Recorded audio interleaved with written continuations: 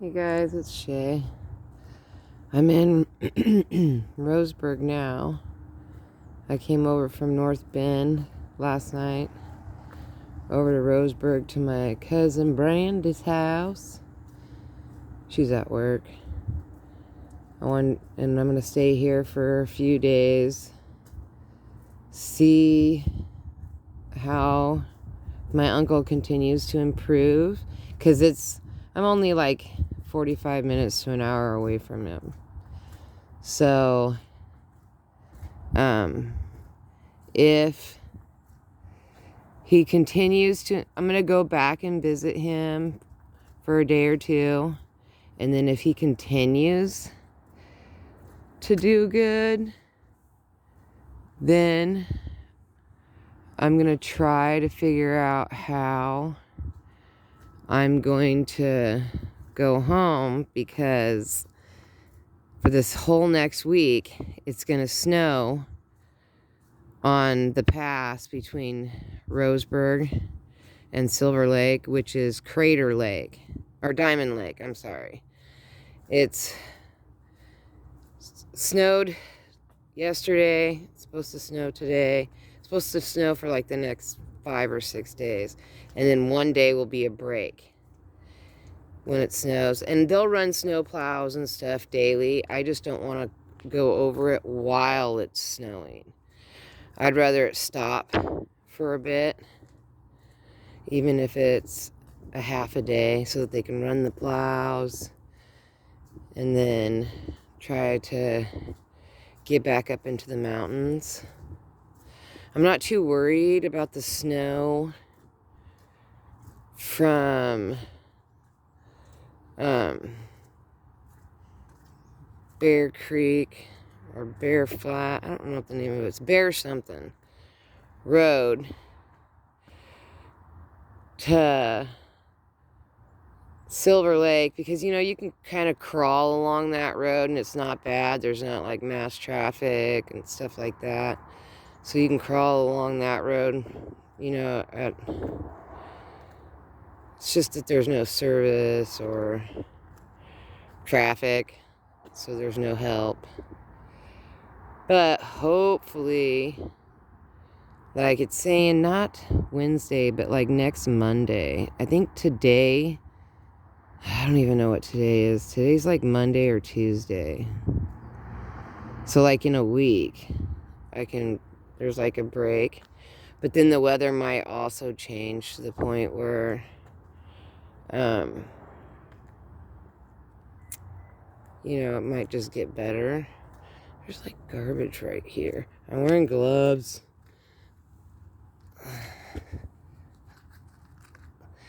Yes. Anyway, so I like this laurel hedge. I've always loved this. My best friend's dad, Christy, her dad Paul, over in Coke Hill, they have this outside of his house for years, and he keeps it like so perfectly trimmed. But it's just so nice because it blocks so much of the neighborhood sounds, and it gives him so much privacy, and it looks really nice. Look at,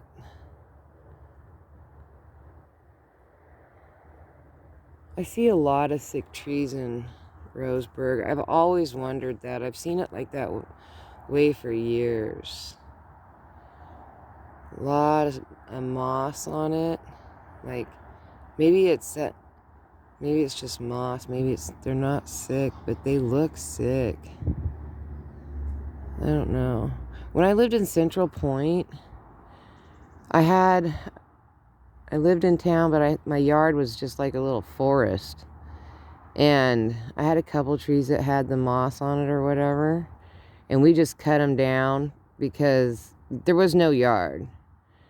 And I made a huge yard, which was kind of a mistake, because after it was all fenced in. It was so pretty. And kind of after I did all that, that's when they put the house on the market, because The house itself had to be torn down. But it was like built in the 50s, and it was like done in stucco. So every time you just like barely touched, you just like pat the wall like that, you could hear stuff just. It was crazy. It was just a rental, but oh man, goodness. After I did the yard up, man, it was a real estate agent guy that had it, and he came over and he was like, "Oh my gosh, I want to sell it now." Like, and so he sold it to some flippers, and I told the flippers, because I lived there all the way up until the last day, and I told the flippers, you know, that they weren't gonna be able to remodel it. There's just no way. So I don't know. I want to drive by it one of these times, and it's been, I don't know, 8-10 years. I'd like to drive by it. Anyway, it had this problem, this moss problem, and I cut all that stuff out, and then I bought treatment for the trees. And I remember I cut one limb off this one tree, and it was a really big tree. And because I had treated all the trees, I had gotten rid of all the stuff that was not good. There were so many black widows, hundreds and hundreds of them. I couldn't believe nobody got bit. And but after I cut off this one limb, and I got paranoid, and we ran back and we bought this sealer type thing to seal the limb so that it wouldn't rot or anything. You know, it's like a Band-Aid type of thing for the tree. And I got that stuff, and the yard ended up flourishing after that. And I did have ivy growing on everywhere. But as soon as I cut out a couple of the bad trees, I think we took out like 5, and we left like 15. Because I found an apple tree, a plum tree, 2 apple trees, and a plum tree. And I wanted to cut the other trees away from them to let them, because they were old trees, but they weren't, you couldn't really tell that they had apples. They couldn't get pollinated. It was too crowded. And after I cut away all that, the ivy never grew back. I never pulled out ivy again. Once once I treated the trees, the ivy just never came back again, so I didn't have to worry about it. And I wouldn't mind ivy if it would stay on the fence. But trying to control something like that, ugh, just terrible. Oh, and when I pulled all that ivy away, the yard had a partial fence that was metal, and it was horseshoes. Somebody had welded horseshoes together and had made this huge long fence. That was the only thing I wanted from that house, was that fence. But there was no way to move something like that. But it was so cool. And I got a lot of compliments on that fence. People would walk by and say, "That is so cool." Had this big archway that you never could see any of that. It was crazy. But anyway, I don't even know how. But I've always liked this laurel hedge, but I looked it up. It won't make it out in Silver Lake. You know, it's just too cold for it. Even though it snows here, it just doesn't, it's not as cold. And I mean, it's cold here today, though. Really cold. These are a lot of interesting houses. They're all shaped different. Kind of reminds me of the 80s, though. But, like, the 80s in Reno. That's what it reminds me of. Like, kind of like the 80s in Reno. Like, out, like, in Sun Valley and stuff. Not Stead, but out there. You know? Looks like that. Anyway, the weather is terrible. It's been terrible. It's just, you know, winter. It's winter, winter, winter. I just wish it wasn't so cold. Like, it is bone-chilling cold here. Anyway, so my uncle was communicating. He was eating 3 meals, drinking water, talking a little bit, able to adjust himself in bed. He can't get up or move or anything, but he was being able to adjust himself, and those were all, somewhat good signs. We had family members come from all over, which was really cool. So we got to see a lot of family members. And then, also I have this book called Remember When. I was trying to find, I'm going to find it I set it down last night. I don't know where I put it. But I got to find it because my great Aunt Nellie wrote it. Oh no, my great Aunt Nellie Palmer wrote it back in the 80s. And I remember we all got one back in the 80s, but I didn't read it, of course, because I'm a brat. And this one is my aunt's. Mine is at home. I still have it. I'm ridiculous. I should have read it, but whatever. Anyway, this one's my aunt's that I found at my uncle's house, because my aunt and my uncle are brother sister. So it's Sheila's book, but I found it at Larry's. And I think I'm the one that gave it to Larry to begin with. I'm pretty sure that's the book I gave him. But in the beginning, it says, to my dear great niece, Sheila, blah, blah, blah. And it says 1984 or something.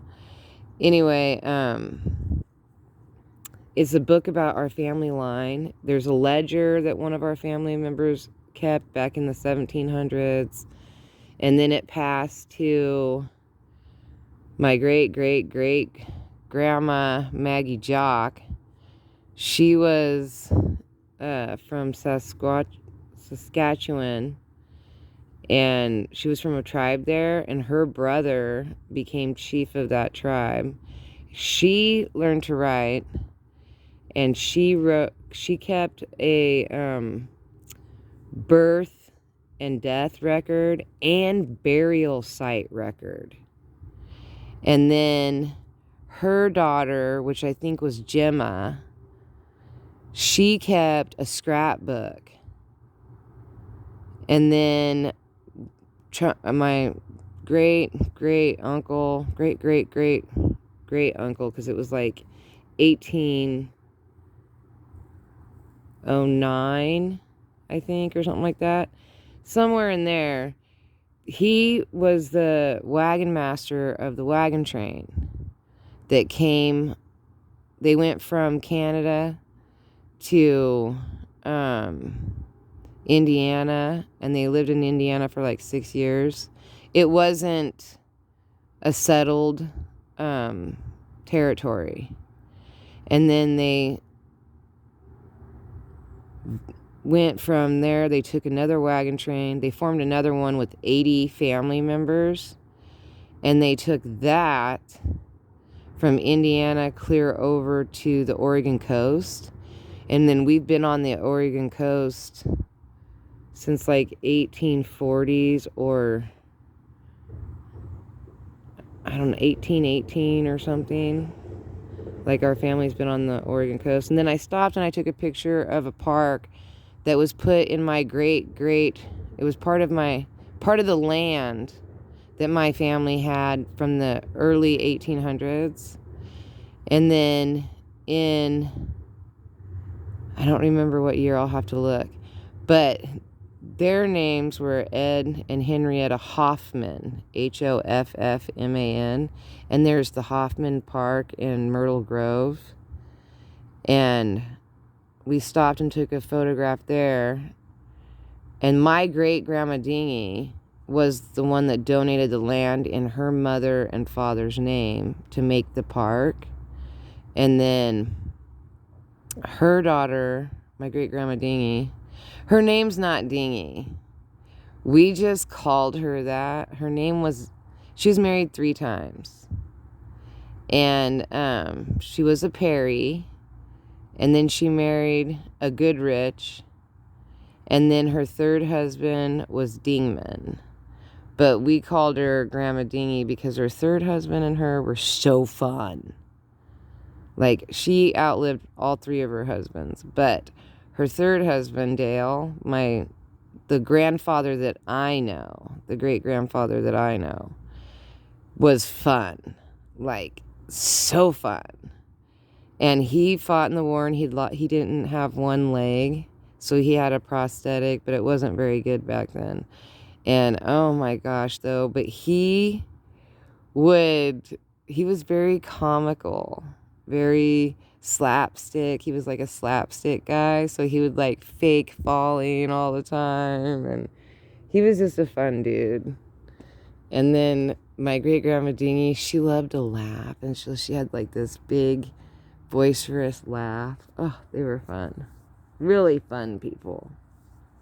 Anyway, so I thought, when I find the book, there's a bunch of photographs in the book. And then I have original photographs of some of those photographs. Some of them are drawings. And it also lists where the ledger is. It's in a company in Portland. It's like part of the museum because he built some weird company. It's all in the book in Portland, or he was like the CEO, or I don't know. But somehow that's all. Oh yeah, and then the voting too. They asked them if they wanted to be British, English, or American because the Americans wanted to build a government. It's all in there. It's crazy, all the stuff that's in there. And like Maggie Jock lived almost 100 years. She got married when she was 13. Her husband, her one and only, she had 3 kids, and her one and only husband died when she was 21. And she went on that wagon train, took her kids all the way over here. It was crazy. It was an absolute crazy. And it's got her things that like she would say, like she could write, she could read and write. It's all kinds of stuff that's in there. And I thought I'd share that with you guys when I get more settled and I get back home. I dig my book out. So anyway, I jabbered along for 17 minutes. Yikes. All right, I'll talk to you guys next time. Bye.